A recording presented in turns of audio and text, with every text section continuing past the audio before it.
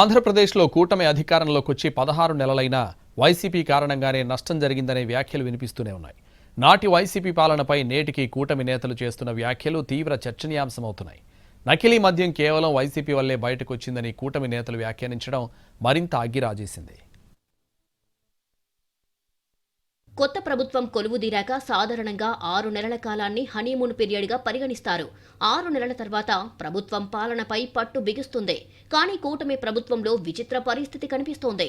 ఏదైనా గొప్పగా చేస్తే తమ క్రెడిట్గా రివర్స్ కొడితే వైసీపీ ప్రమేయం ఉన్నట్టుగా కూటమి నేతలు మాట్లాడడం చర్చనీయాంశమవుతోంది. నకిలీ మద్యం వ్యవహారాన్ని తీసుకుంటే టీడీపీ నేతలతో పాటు అధికారులు కూడా సస్పెండ్ అయ్యారు. కల్తీ మద్యంపై స్వయంగా సీఎం చంద్రబాబు సుదీర్ఘ వివరణ ఇచ్చారు.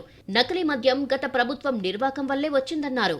వైసీపీ సర్కార్ లిక్కర్ మాఫియాను ఎంకరేజ్ చేసిందని, నకిలీ మద్యం ఇప్పటికీ కొనసాగుతోందని వ్యాఖ్యానించారు. కల్తీ లిక్కర్ వెనుక పెద్ద కుట్ర ఉందన్నారు.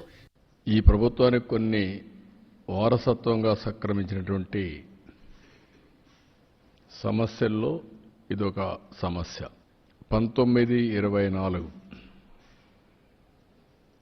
నకిలీ మద్యం లీగలైజ్ చేసి ఏరులై పారిచ్చారు. నకిలీ మద్యం వ్యవహారంలో రాజకీయం కోసం వైసీపీపై విమర్శలు చేయవచ్చు. కానీ 16 నెలల పాలన ముగిసినా ఇంకా వ్యవస్థలో ఉన్న లోపాలకు కారణం వైసీపీ అని చెప్పడంతో చర్చ మొదలయ్యింది. పాలన గాడిలో పడలేనందునే ఇలా వైసీపీపై విరుచుకుపడుతున్నారు అనే అభిప్రాయాలు వ్యక్తమవుతున్నాయి. పీపీపీ విధానంలో మెడికల్ కాలేజీల విషయంలోనూ ప్రభుత్వం సరైన రీతిలో అర్థమయ్యేలా చెప్పలేదనే చర్చ నడుస్తోంది. ఎందుకు పబ్లిక్ ప్రైవేట్ పార్ట్నర్షిప్ వైపు వెళ్లాల్సి వచ్చిందో ప్రభుత్వం స్పష్టత ఇవ్వలేదనే అభిప్రాయం వ్యక్తమవుతోంది. గత ప్రభుత్వ నిర్వాకం వల్లనే మెడికల్ కాలేజీలను పీపీపీ మోడ్లోకి తెస్తున్నామని చెప్పుకునే పనిలో కూటమి వర్గాలున్నాయి. ఇవన్నీ చూస్తుంటే ప్రభుత్వం ఏం చేస్తుందో స్పష్టంగా చెప్పలేక గత ప్రభుత్వంపైనే ఇంకా నెపం నెడితే జనంలోకి తప్పుడు సంకేతాలు వెళ్తాయనే చర్చ కూడా ఏపీలో నడుస్తోంది.